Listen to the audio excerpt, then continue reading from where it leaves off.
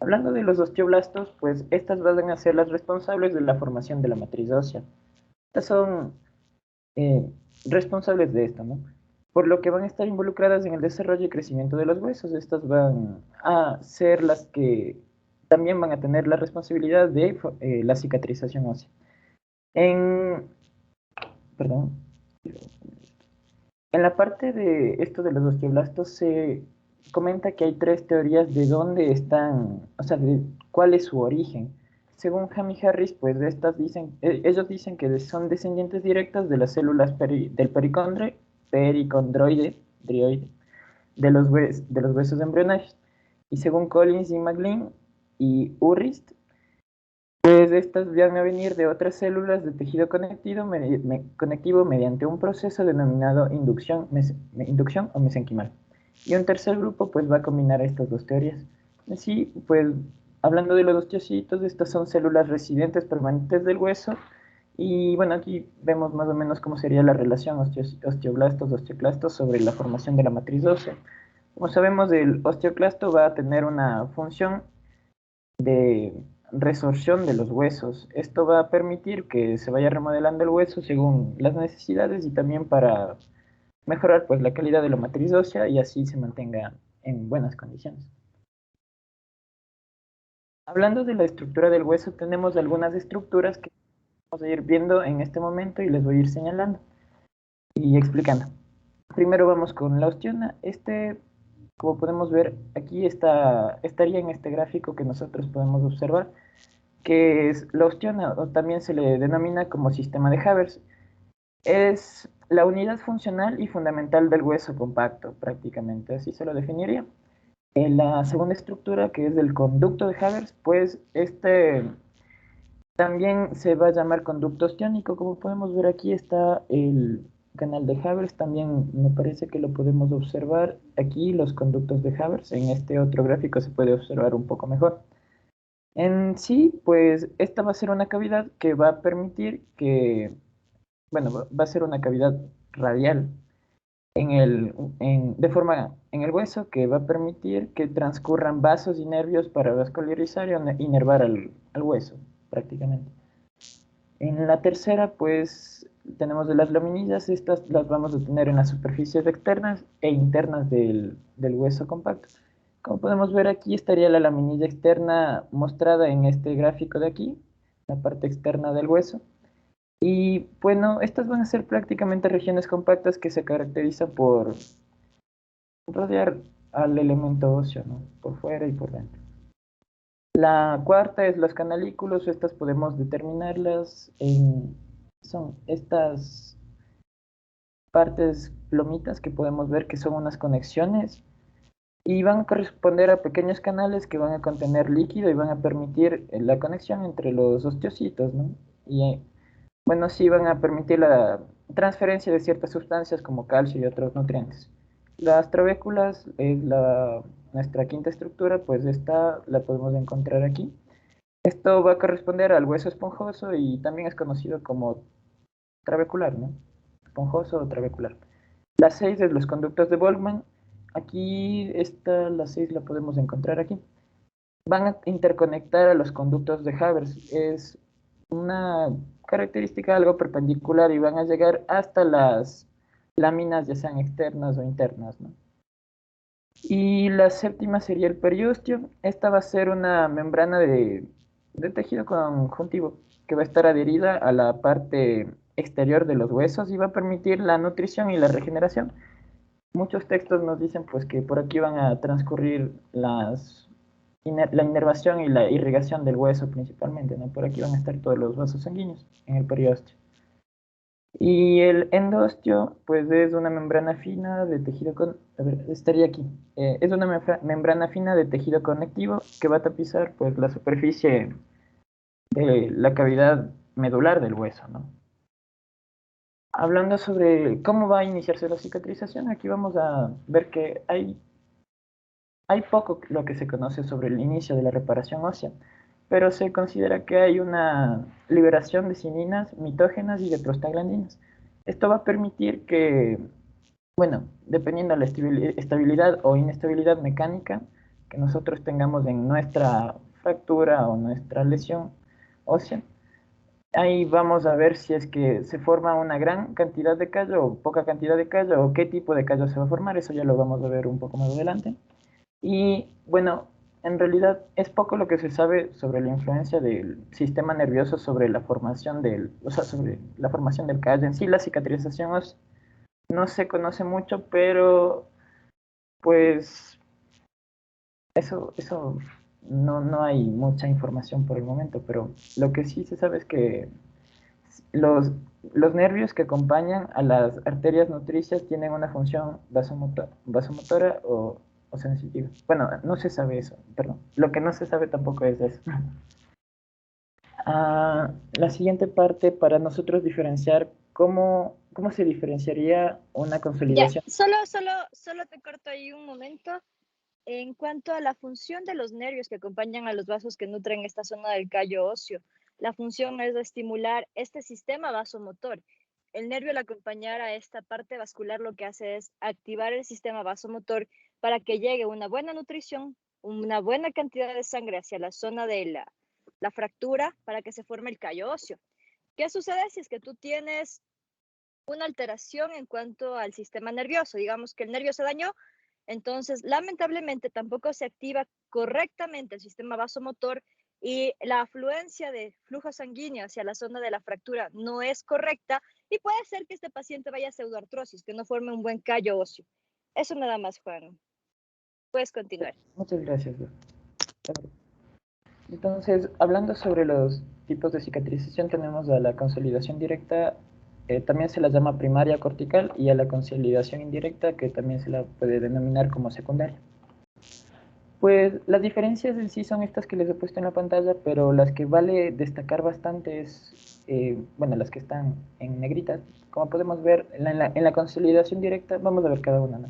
Aquí vamos a ver que esta va a estar presente va a tener lugar en reducciones anatómicas con estabilidad absoluta. Una característica muy importante es que va a tener poco o ningún tejido de granulación. Y pues como no hay mucho de este tejido, no va a haber tampoco una formación de un callo óseo en sí. Y otra característica es que este tipo de consolidación pues va a suceder al ser sometida la fractura en su manejo a una fijación rígida con un material de osteosíntesis, lo que no va a pasar acá. Acá en la consolidación indirecta nosotros vemos que esta se va a producir en fracturas que sean tratadas con inmovilización o con fijación flexible entre los fragmentos óseos, ¿no? O sea, esto va para permitir una movilidad interfragmentaria. La característica más destacada que, bueno, se podrían ver aquí es que aquí sí se va a formar un callo óseo y también se va a subdividir en varias etapas. En la mayoría de fracturas, pues se van a dar de cicatrizaciones se van a dar con este tipo de cicatrización. Entonces, veamos cuáles son las etapas. Son 5 etapas. Algunos textos las ponen en 4 en realidad, pero las vamos a poner en 5 para ir viendo cada una de las características. Entonces, las etapas de consolidación indirecta o secundaria. Empezamos con la etapa de hematoma. Aquí lo que va a pasar es que la sangre, aquí hay un gráfico. Aquí lo que va a pasar es que la sangre se va a extravasar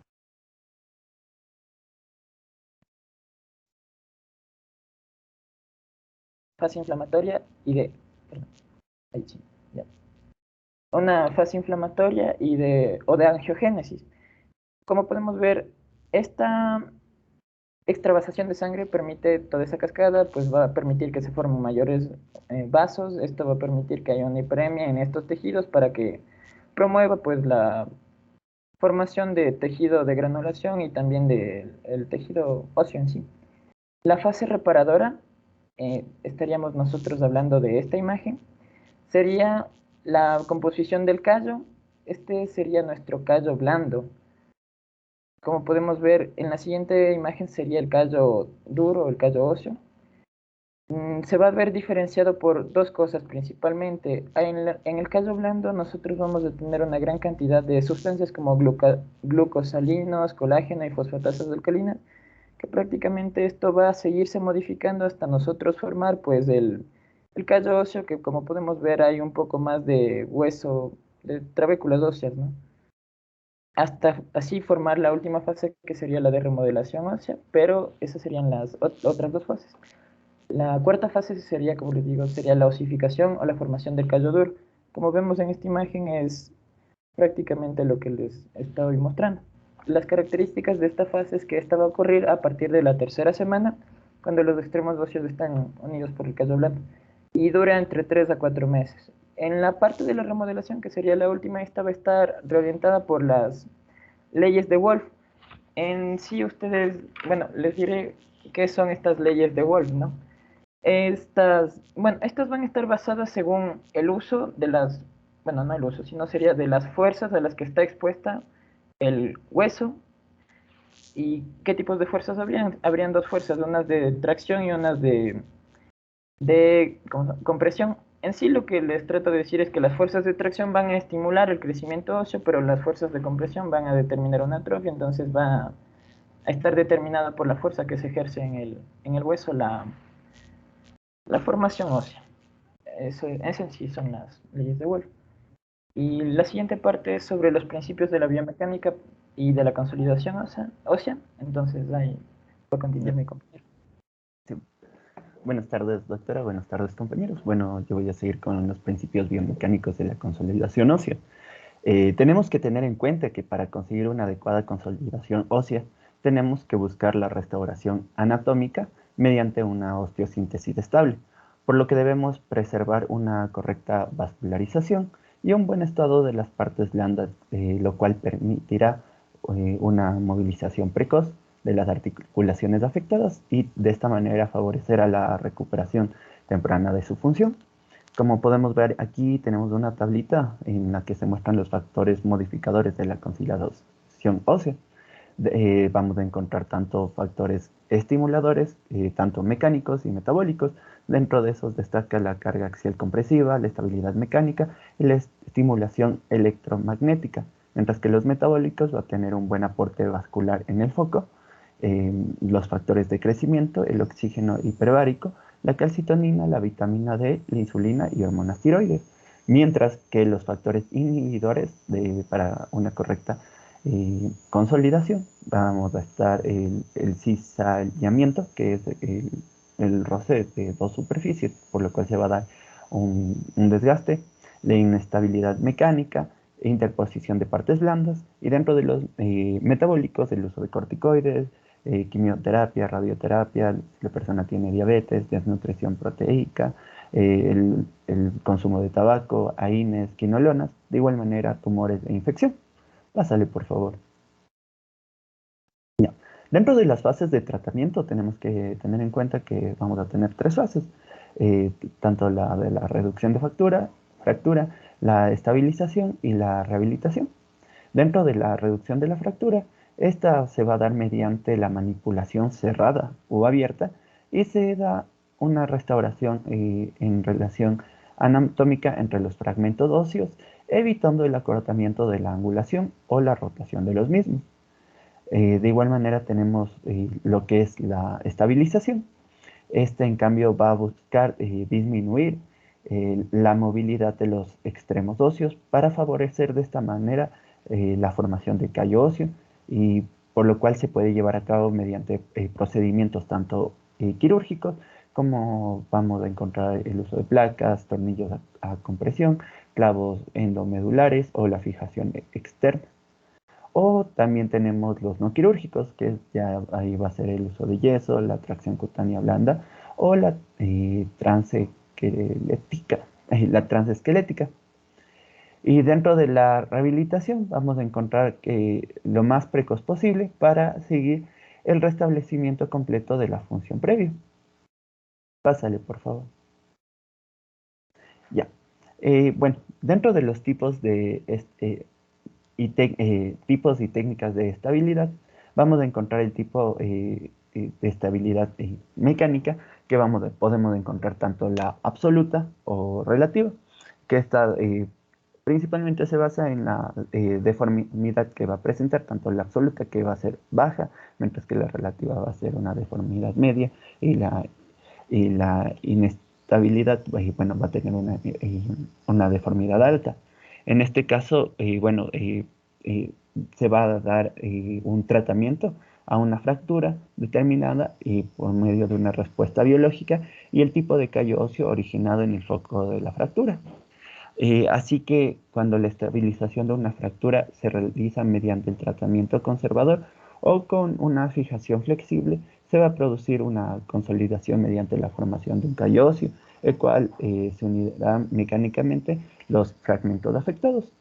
Mientras que la fijación interna se va a dar mediante una estabilidad absoluta, va a reducir la tensión del foco de la fractura, por lo cual va a permitir que se dé una consolidación ósea directa.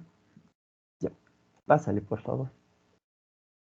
Ya, bueno, aquí dentro de la estabilidad absoluta, tenemos que tener en cuenta que esta se consigue cuando a nivel del foco de la fractura hay una compresión interfragmentaria y junto a condiciones de buena vascularización.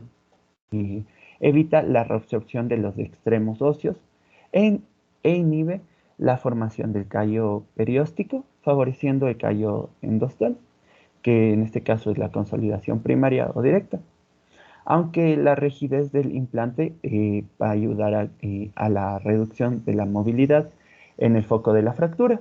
Y por esto esta técnica que va a permitir una estabilidad absoluta y va a eliminar de una manera efectiva el movimiento en el foco, por lo cual es una compresión interfragmentaria, lo cual principalmente se basa en la creación de una precarga compresiva, la cual va a producir fricción entre los extremos óseos.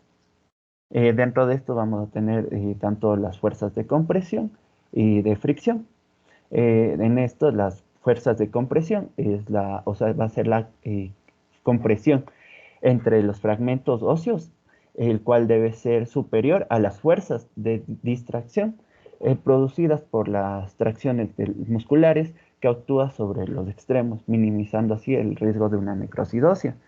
Y por otro lado, la de fricción, vamos a tener que las superficies rugosas van a presentar un mayor ajuste interfragmentario, lo cual va a permitir contrarrestar las fuerzas de cizallamiento, como les mencioné, que es el choque entre las dos estructuras y su desgaste, o de igual manera la torsión, que actúan perpendicularmente al eje longitudinal del hueso.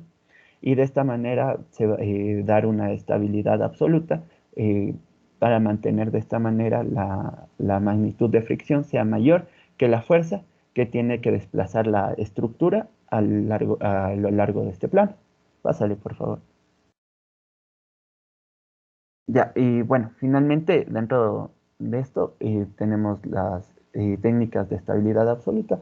Podemos usar tanto lo que son tornillos a compresión, los cuales y que transforman fuerzas de rotación en una fuerza lineal. También tenemos las placas de compresión, como podemos ver en el segundo gráfico. Estas van a estar empleadas en fracturas transversas. Y, o sea, estas se pueden adaptar y pretensar con ayuda de un tensor, o se pueden utilizar placas de autocompresión o con superficie diseñada para minimizar de esta manera la agresión al periósteo. Y finalmente tenemos el principio de la banda de tensión o tirante. Esta va a permitir convertir fuerzas de tensión en fuerzas de compresión a nivel del foco de la fractura. Esto mediante la colocación de dispositivos de modo excéntrico en la zona de tensión. Pásale, por favor. Hasta ahí dame un segundito.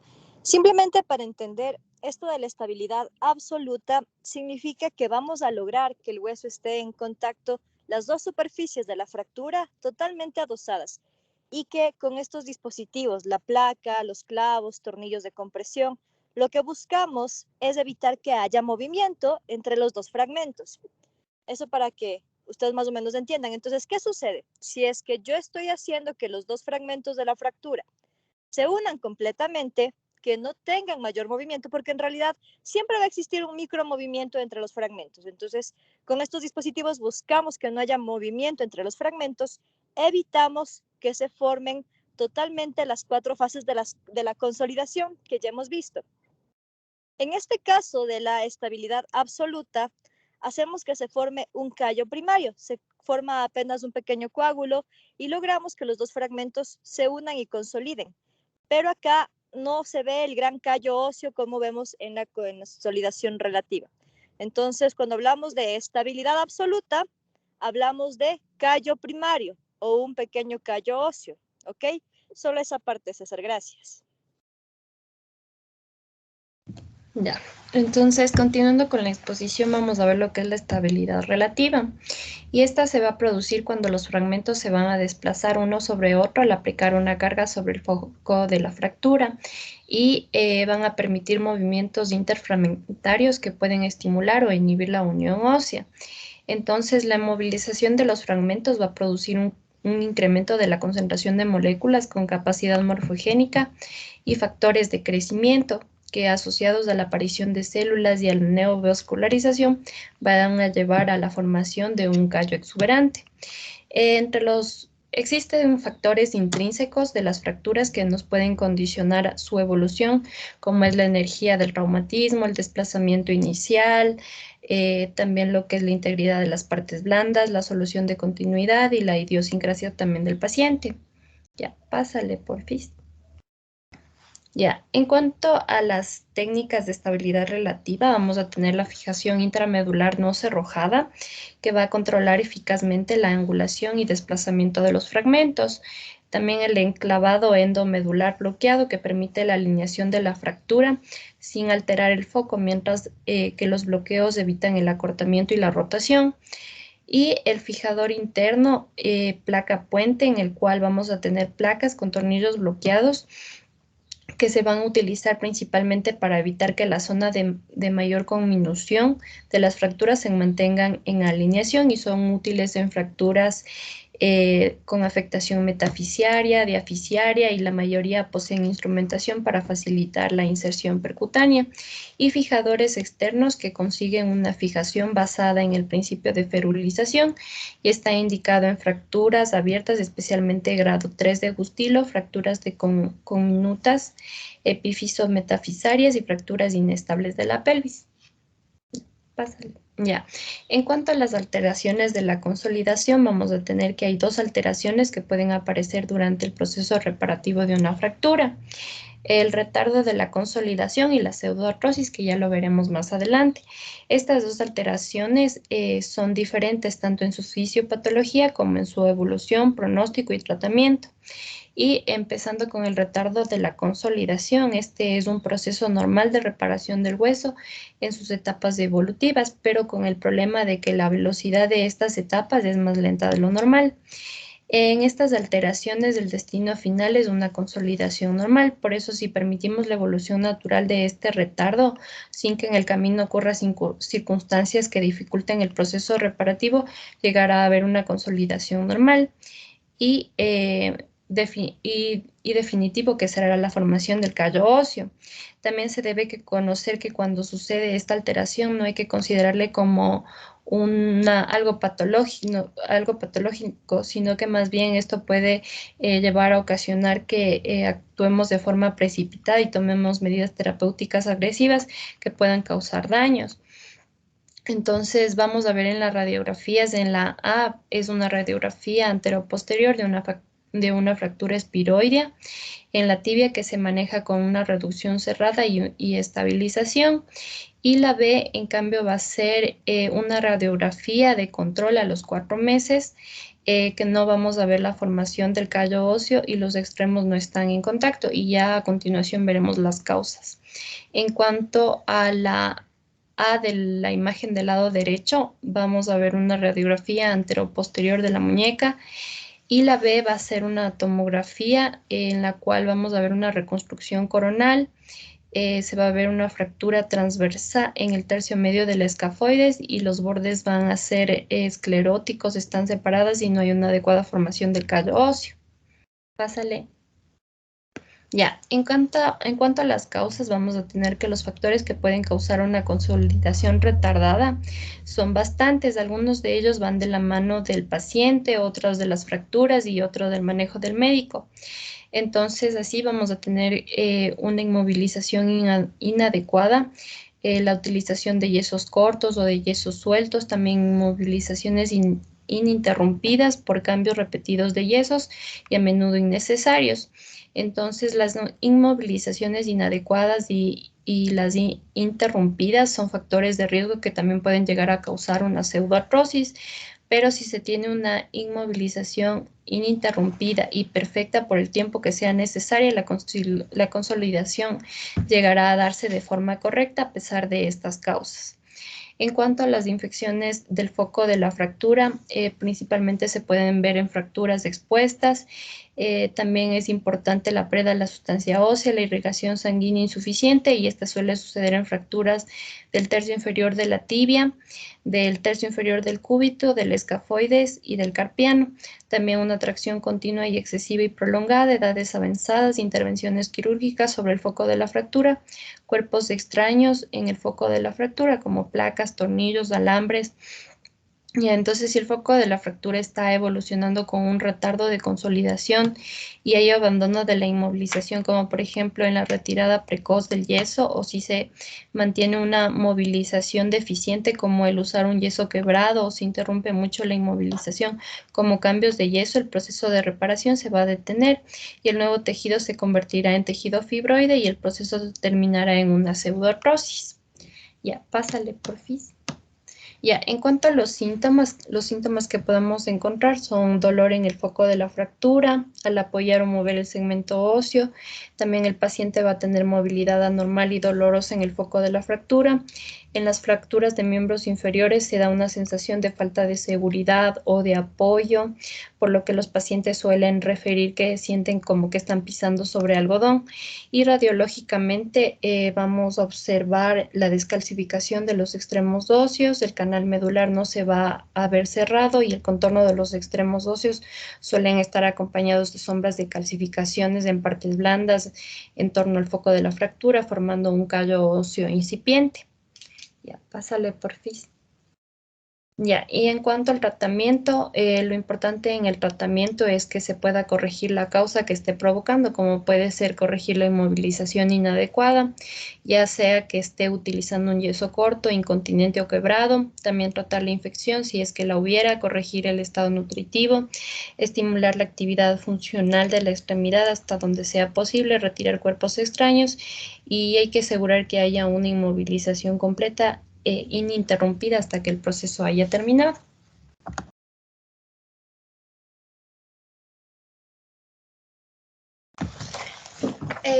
Listo. Ay, ya. Ahora vamos a hablar acerca de la otra alteración de la consolidación, que es la pseudoartrosis. Entonces, ¿qué es? Consiste en que hay una falta de la consolidación de la fractura, pero esta va a ser de forma definitiva. La pseudoartrosis es un proceso completamente patológico y consiste en que se forma una cicatriz definitiva del foco de fractura mediante un tejido fibroso que no va a estar osificado, siendo así que la pseudoartrosis sea un proceso irreversible y definitivo. Normalmente nosotros encontramos tejido cicatricial en la consolidación ósea. Vamos a encontrar una cicatriz fibroblástica que es muy buena en el proceso normal, pero lo anormal que sucede en la pseudoartrosis es que aquí no va a haber una integración osteoblástica. Y si es que no hay esta integración, entonces el tejido cicatricial no va a tener la solidez propia del tejido óseo, que esa es la característica indispensable en el hueso para que pueda cumplir su función. Pásalo, porfis. ¿Cuáles son las causas para que se desarrolle una pseudoartrosis? Entonces está la falta de inmovilización perfecta e ininterrumpida, como ya se mencionó anteriormente, que hay una separación excesiva de los fragmentos óseos, que haya una interposición de partes blandas, como pueden ser la masa muscular, que haya una insuficiente vascularización de los segmentos óseos que estén comprometidos, como suele suceder en las fracturas expuestas, y también que un hueso patológico se fracture. Pásale, porfis. Los síntomas de la pseudoartrosis derivan del estado fisiopatológico del proceso. Entonces pueden incluir que el foco de fractura sea indoloro o que tenga poco dolor, que haya una movilidad anormal en el foco de la fractura o que sea indoloro. La falta de seguridad y estabilidad en la posición de apoyo. Entonces, en la imagen de la izquierda, en la imagen B, tenemos un ataque de reconstrucción sagital. Esta es una fractura que tiene los extremos escleróticos y, como pueden ver, no hay una formación de callo óseo debido a la pseudoartrosis.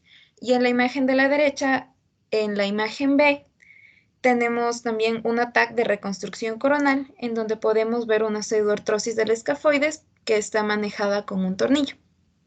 Pásale, por favor. El tratamiento de la pseudoartrosis, una vez de que ya se ha podido realizar su diagnóstico, se basa en la cirugía, dirigiéndose especialmente a la resección de esta cicatriz fibrosa. Se trata de revivar los extremos óseos, abrir el canal medular y colocar un injerto óseo que es extraído de la cresta ilíaca. ¿Por qué de la cresta ilíaca? Porque esta es una zona que tiene un alto poder osteogénico. Pásale, porfis. Ya, hablando de la rehabilitación, se realiza la rehabilitación una vez de que el traumatólogo ha decidido efectuarla. Y entre los objetivos principales que tiene el rehabilitador es que debe tratar de minimizar las consecuencias del traumatismo y también del tratamiento. También debe favorecer y respetar el proceso de la consolidación para que así se permita una rápida y una completa recuperación funcional. Cuando un paciente ha permanecido en inmovilización, una inmovilización que ha sido bastante rigurosa, pues se trae ciertas consecuencias a las estructuras del aparato locomotor, como por ejemplo son los extremos óseos de la fractura, se desmineralizan y se vuelven frágiles. Los músculos pueden sufrir amiotrofia por la falta de movimiento, y esto a su vez puede ser causado porque hay una falta de impulsos neuromusculares. Las articulaciones se van a volver más rígidas, especialmente cuando están más próximas a la línea de la fractura. Y los planos de deslizamiento de algunos elementos tisulares también se van a tender a adherir, y esto va a crear una dificultad en la movilización de la articulación. Entonces, por todo esto es importante que la rehabilitación de la fractura evite todas estas consecuencias. Sin embargo, va a depender de la función, del tipo de tratamiento, ya sea funcional, ortopédico, quirúrgico, de la localización de la fractura. Por ejemplo, en las extremidades superiores se requiere un tratamiento de ergoterapia, y en cambio en las extremidades inferiores que se reanude de forma progresiva el apoyo. También va a depender de las complicaciones del revestimiento cutáneo, de trastornos neurológicos periféricos y también de la necesidad que se tenga de un fortalecimiento específico de los músculos que estén deficitarios.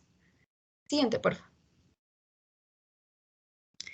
Ahora, toda rehabilitación va a tener ciertos puntos en común a pesar de que hay diferentes tipos de tratamiento. Entonces, estos son que se evite la aparición de flebitis en los miembros inferiores a través del uso de anticoagulantes, como puede ser la heparina de bajo peso molecular, que después se la tiene que sustituir con antagonistas de la vitamina K, que se evite el edema mediante una posición en declive del miembro inferior, y así se permite el drenaje postural, además del uso de medios de contención.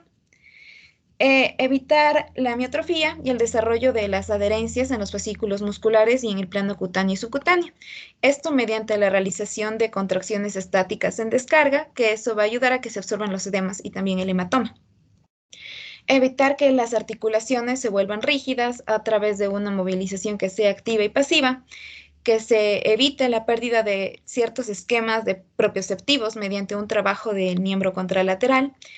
Y también se deben hacer revisiones minuciosas del revestimiento cutáneo para que así se dé la prevención de las escaras, lo cual esto debe ser empezado desde el momento en el que se ingresa el paciente a través de masajes, cambios de posición del miembro afectado, cambios del punto de apoyo, etc. Ya, muchas gracias.